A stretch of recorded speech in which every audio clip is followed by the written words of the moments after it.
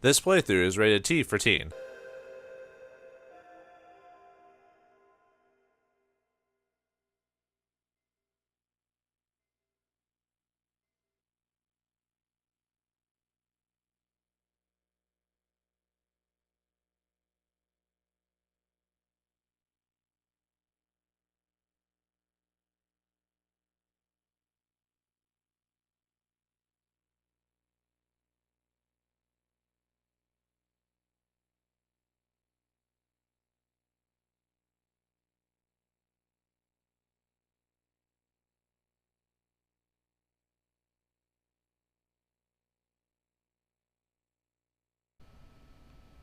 Greetings and salutation, viewers. Vauldemare back here with another game from my collection, and this time it's Front Mission 3. Have you ever wanted something slightly different from what I played previously? An anime, very heavily anime inspired game about mechs? Well, how about we do something slightly different? Well, a more serious take on the mech genre and a bit more, little less, I guess we can watch the little intro scene. Remember back in the days when JRPGs had like little cutscenes at, like, if you wait a few seconds on the start screen just to get you invested into it? Yeah, there we go. That's some good old-fashioned PS1 goodness. Look at this blocky textures. Yeah! Actually, this is one of the better-looking blocky texture ones, especially after Final Fantasy VII. Yeesh. I like the game, but it has not aged well physically, or from a look standpoint, despite it being all its own. But yes, Vanguard Bandits was all about, a very heavy Japanese-inspired, more based on mech, fantasy mech genres similar to, well, I don't even say Gundam, maybe more of the crazy ones like Voltron or something like that. And, very, manga-inspired from, like, I'm trying to think of the manga series that are, like, all really popular that last forever. You know what I'm talking about. But anyway, this one's definitely has a lot of those tropes in it, but it's definitely more. Actually, I was about to say it's more like Armored Core, but Armored Core is pretty quick too. But yeah, this series is about more like slow mechs, but it is a strategy RPG similar to Vanguard Bandits in that respect. However, slightly different. This game was published by Square Enix back in the day. Wait, was this? No, Squaresoft before they became Square Enix. Very different type of game. Yeah, it's one of Square's original IPs. Unfortunately, has not been treated well by the company over the years, especially with the last one that they did. Or, no, there was one that came out in Japan we never got, and I think I heard that kind of went back to strategy, but there was one, the last one we got in America was for the PS3, and they basically turned it into Armored Core, which I didn't find to be a horrible game, but I wish they would have called it something else instead of Front Mission, because when you play Front Mission, you expect turn-based combat and slow mechs that don't move really fast like Armored Core or something like that. Whoops. Sorry, sometimes you have to start the menu, but, well, like I said, Vanguard Bandits got me in the mood to keep playing mech stuff, so I thought I'd pull up one of my other old games, and, well, Front Mission's 3 it. Let's get started. This is definitely going to be completely different from my comical view on Vanguard Bandits. I wouldn't say I'd be serious about it, but it definitely has a different tone. So, also, remember, this is PS1. It's going to load a bit.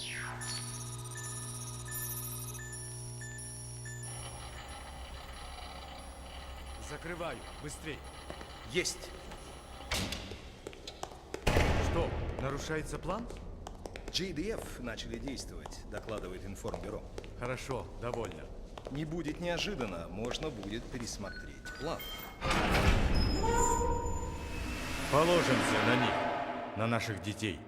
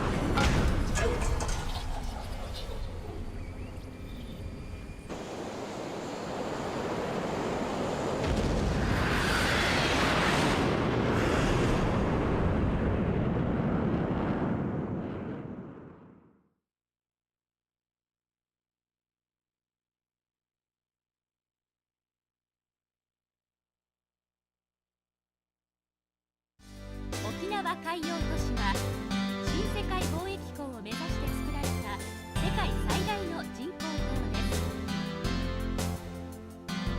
最大全長 5.9km の都市内には横浜港の実に2倍という面積を誇る国際港を含め商業、娯楽施設、住宅を備え人々の生活を支えています。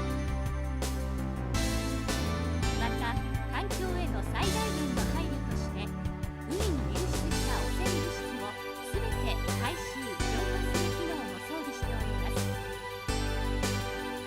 沖縄海洋都市は世界の未来をこれからも見つめ続けていきます。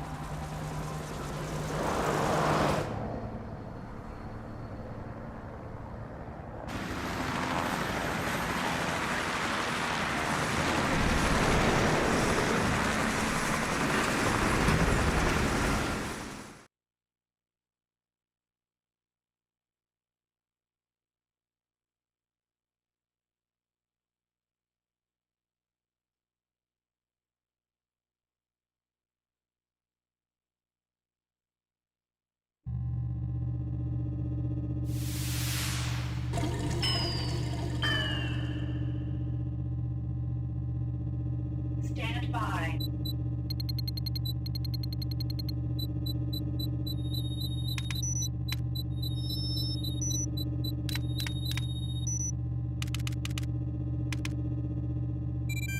All systems ready.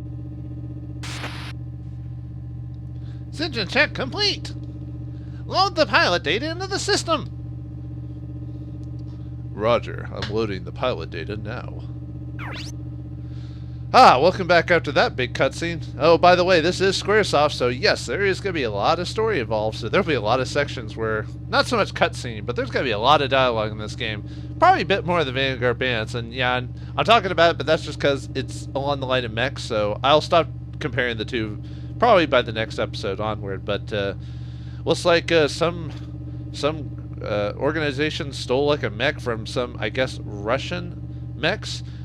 So apparently there's something there, and we're in Okinawa. Yes, this game is very Japanese, so this is kind of one of the few games that finally started just accepting the fact that the game and story is from Japan instead of like changing certain things about it to appeal to a Western audience. Also, Front Mission 3 is obviously the third game in the series.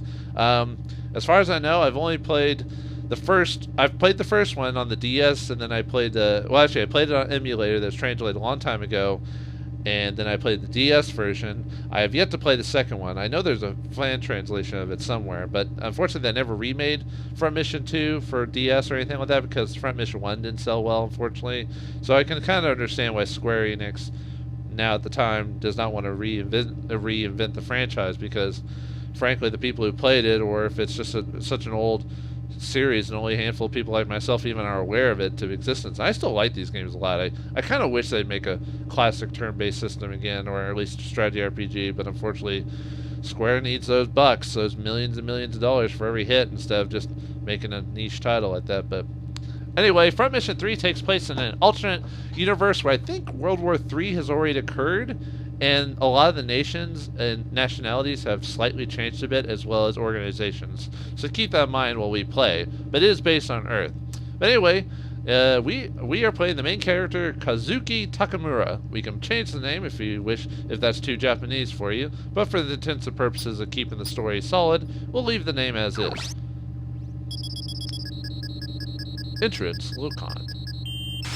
Okay. Load confirmed. The final test for the Shunyu is will now commence. Apparently we're testing something here. Rock and roll rocket music for a testing of something? Who knew? We're ready on your side, Kazuki. Activate the Wanzer. Ooh, we're using German terms for mechs, aren't we? Now that's old school. Oh, look at that. Yeah. Calling some war mech right over here. What are the famous war mech games? God, not War Machine. What am I thinking of? It'll come to me eventually over the course of the game series, but activated. I guess I could, since he's a mecha, I could just use my regular voice for him. Activation confirmed! First, we'll check movement. Move to the designated area. Roger that. I'll admit, there's not going to be a whole lot of chances for comedy in this game, so take it as you will. Your destination is here! Okay, we need to move there. Roger. Maybe I'll just talk regularly when I play Kazuki. Yes, we are playing the tutorial. This is how we play from Mission 3, and of course, like I said before, it is a turn-based strategy game. Movable distance is coded in blue. Move the cursor to the desired location. We also use an AP system, which dictates how much we use when moving and what we can do after we move. Obviously, in this case, we want to get down here. I don't know if he has the ability to just drop off. I'll admit, it's been forever and a day since I played this game. Once movement is finished, select in from the command system. Okay. Oh, by the way, there are options in the game for certain things, which I will address here in a second. Some terrain is hard to see. Use L and R to rotate the map. L will rotate left. R will rotate right. As far as I know, there isn't a... I don't think there's a... yeah, there isn't. There isn't like a height, like up and down type of, so it's just left or right for the most part. But they give you quite a few directions to go with. I don't think the maps ever get too crazy to where I can't see what I'm doing. But anyway, if we press the start button, we can end turns quickly, learn the victory conditions, which obviously reach the location. Medals, which are achievements in the game. Basically, it's how well you play the game. I'm trying to remember. It has been a day and a half since I played this game. I think there's certain things, bonuses you get if you get high medals throughout the game, but I could be wrong on that. And then config, you can change certain things, which I will eventually. Let's turn vibration off, even though it doesn't work on... I'm playing this PS1 game on a PS3 through an emulation, so vibration wouldn't work anyway because of the way it's set up. We'll leave obstacles, and we'll leave skip battle off for now, but later on in the game, when I get used to playing, I'm eventually going to add the option to skip battles, because sometimes, well, this game will take, or episodes will take longer if I leave skip battle off. You know what I mean? Like, if I was playing at home regularly without any recording, I'd probably leave it just to see comment scenes. Same with mood speed. I'll probably end up changing it to fast eventually, but for now, we're not. Okay, let's move. So yeah, it looks like we can't jump off, so we'll have to move the normal way. So, oh, the game's also talking about if you want to change weapons for combat, depending on how you're going to be moving. So you hold down square and then you just highlight. So for example, in this case, he's got the Fear Fist. If you punch someone, it does one hit. It never runs out of ammo, obviously. It does 216 points of damage. Pretty nice. Or we got our shotgun, which has the possibility of, or I think that's a shotgun, which has the possibility of 12 hits at only 36 damage. Currently, it has infinite HP, or ammo. But anyway, let's keep moving. Since the tutorial is to move to that one spot, so. Confirming destination! Yes, we know where it is. The game doesn't let me just jump off stuff. We're not playing Voltron here, you know, or Macross Saga, or what's that one famous anime where I am the one that believes in you that believes in me? Yeah, all the anime nerds will know that one. But okay, we made it to the spot. Target location reached. We'll check the weapons now. Okay. Well, I gotta make sure that this mech thing works. We must be a test pilot in whatever place or organization this is. That Wanzer's left arm is equipped with a shotgun. You can also fight hand-to-hand with the knuckles on the right arm. Okay. Apparently, this is the first time I'm testing a mech. And yes, I know it's a tutorial. They gotta explain that stuff. But still. I need both range and close combat data. Use both weapons to attack the Wanzer. Autopilot is not set on combat mode, so you're safe. So he's not going to attack us back now. Good. All right. Let's beat up some decoys here. After movement, select attack from the command menu to attack an enemy. Attack range depends on the weapon. The shotgun's range is 3 squares. Selecting attack will display the attack range in orange. Melee weapons have a range of 1. Melee attacks must be made adjacent to the target. Gotcha. Alright, let's do it. With multiple weapons, press square to open the menu selection menu, which I already know how to do. I told you that a little earlier because I forgot that the game tells you that. And while pressing up and down, change it. I already talked about that. Good. Select the weapon and release square to confirm your selection. Aha. Alright, let's just start off with a good old melee, shall we? Swap the weapon into a fist and attack the dude. And I got 114% chance to hit, so we are guaranteed. So yeah, this is what shows the scene. Nice! Blasted off his arm. And we got some experience in the melee. And 2 medals for part damage. You actually get more medals if you destroy multiple parts before you kill the head. The sad thing though is that there's almost no way. Well, okay, no way is a extreme term. There's very few ways to just straight up designate parts, or at least this early in the game. We'll get to that whenever that comes down the line. But anyway, Punch took out his arm. If he was a actual combatant, that would be good for us because it took out one of his weapon arms, whether it be his melee or his ranged attack. Because most mechs will have ranged melee. But anyway, it's a shotgun and shoot him again. Now you're probably thinking, well, if you shoot him from 3 bits away, that's just as good, right? Well, in this game, if you shoot closer to a target, if you get closer to a target point blank, you have a better chance to hit. And with a shotgun, there's a chance for all the 12 hits to actually hit. Because just because it says 12 doesn't mean all of them are going to hit. But let's see how much it does. Oh, we got a decent amount of damage. Okay, cool. I assume we just need to keep working on it until he's dead. So let's shoot him with a shotgun again. And by the way, it shows down the bottom how much AP it takes to use certain weapons. So melee is 1, and that's because it's close up, while the shotgun is 3. So you got to keep that in mind while using movement, attack, and all that other. So let's shoot him again with a shotgun. Maybe we can blow off his arm with that. Yeah, there you go. Definitely want to keep. Definitely, if you're playing the game, you definitely want to try to blow up appendages before killing a man. Unless you're having trouble with the fight, then go ahead and finish him off. But oh wow, we basically blew off everything. Haha, take this, not attacking me mech. Although the combat doesn't take too long to go through, I might leave it in for quite a while. Nice, we got 11 medals for that. Boom. Good, that should do it. Hold on a minute. What do you want, crazy engineer man? I want you to set it to combat mode and continue the test. Combat mode? I got orders to obtain data that resembles real combat.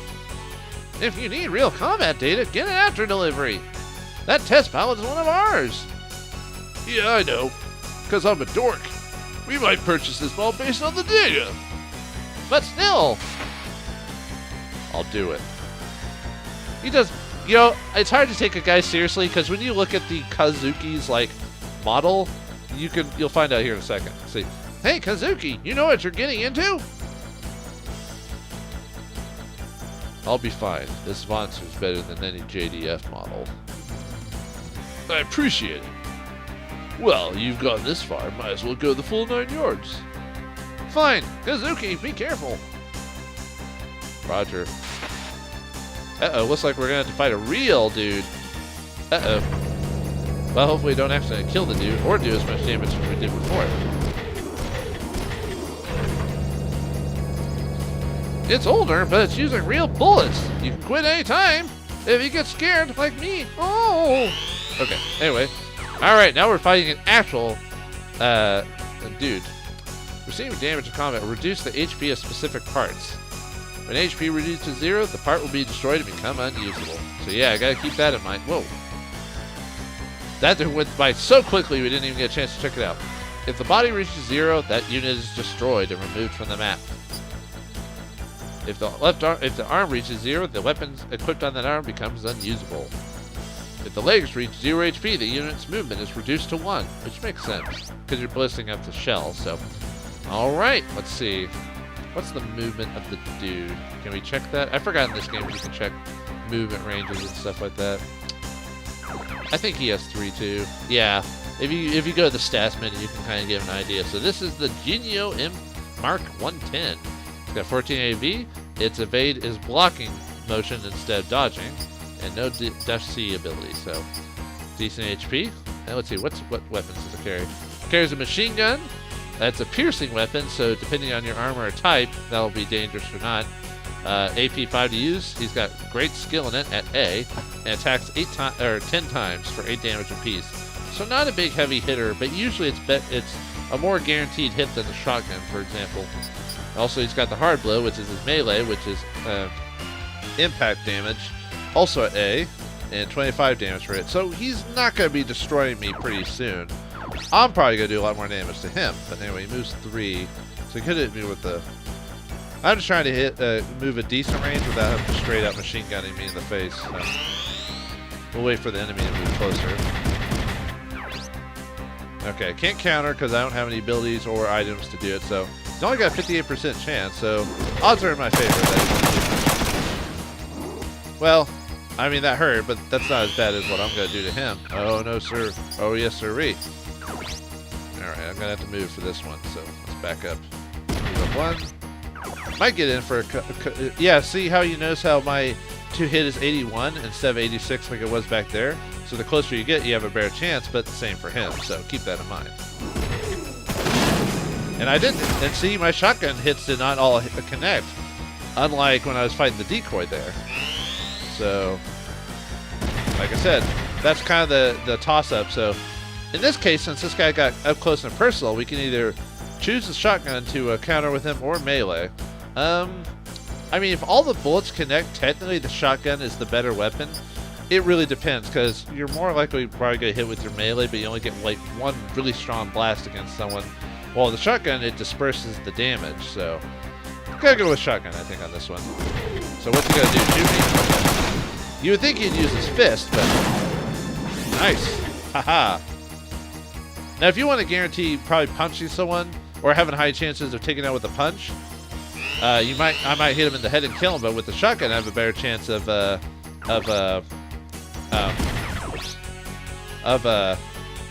destroying his arm pieces, so I get more medals that way. So, all right, let's attack him from behind. Although as far as I know, that it really doesn't do anything. Oh, nice. Took out both of his arms. He can't counter. Haha. Yeah, I usually save the fists if I want to really, if I somehow hit him in the body, it won't straight up destroy him, but I hit him if I have a good chance of destroying his appendages. But anyway, since he can't do anything, he's done for. Take this. You know, I should have punched him to finish him off. Get the experience for your melee. Yeah, well, whatever. Kazuki, I usually keep as a shotgun melee build for the rest of the game. Stage clear. Alright. Did pretty good for the beginning.